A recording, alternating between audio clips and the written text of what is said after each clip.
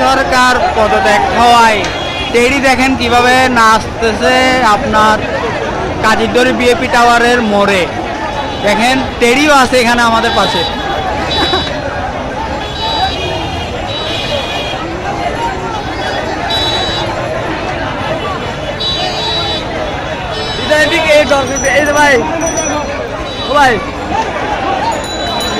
ভিতরে সব কিছুই ভাঙাচুরা হয়ে গেছে।